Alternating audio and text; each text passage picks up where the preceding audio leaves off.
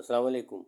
میں ہوں ڈاکٹر شبیر احمد اور آپ کو اپنی YouTube channel homeo medical info میں خوش آمدید کہتا ہوں۔ عزیز دوستو، آج ہم جس مشہور ہومیوپیتھک دوا کے بارے میں تذکرہ کریں گے وہ ہے ڈروسرا۔ یہ دوا کالی کھانسی یعنی ہوپنگ کف کے لیے اکسیر کا درجہ رکھتی ہے، جبکہ کھانسی کے دورے یکے بعد دیگرے جلدی ہوتے ہوں، مریض سانس بھی نہ لے سکتا ہو اور اس کا گلا گھٹتا ہو، کھانسی بڑی گہری کھردری اور آدھی رات کے بعد زیادہ تکلیف ہوتی ہو۔ خسرے کے مرض میں جب کھانسی پیدا ہو جائے یا اس عارضے کے بعد کھانسی کا ظہور ہو تو یہ دوا نہایت فائدہ مند ہوتی ہے۔ بچوں کی کھانسی کے لیے یہ ایک نہایت مفید دوائی ہے۔ جو ہی بچہ لیٹتا ہو کھانسی شروع ہو جاتی ہو اور تکلیف دیتی ہو۔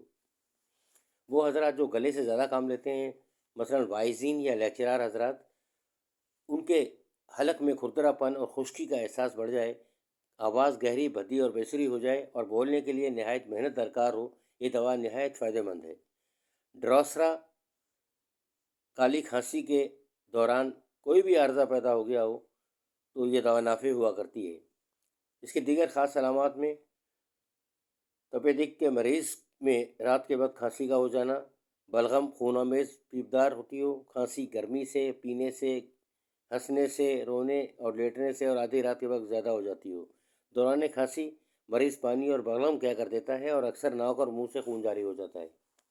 ایسا احساس ہو گویا حلق میں کوئی پر کھجلا رہا ہے اور کھانسی کو اکسا رہا ہے، مریض کا جی متلاتا ہو، کھٹی چیزیں کھانے کو دل نہ چاہتا ہو یا ان کے استعمال سے بد اثرات پیدا ہو گئے ہوں تو ان کو دور کرنے کے لیے ایک نہایت اعلیٰ دوا ہے۔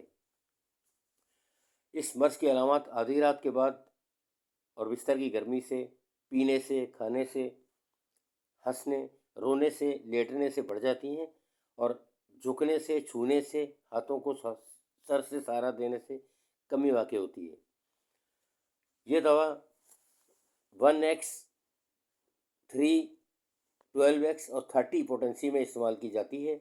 مرض کی شدت کے حساب سے اس دوا کو دن میں 4 سے 6 مرتبہ دیا جا سکتا ہے۔ اس کے ساتھ ہی اجازت، اللہ حافظ۔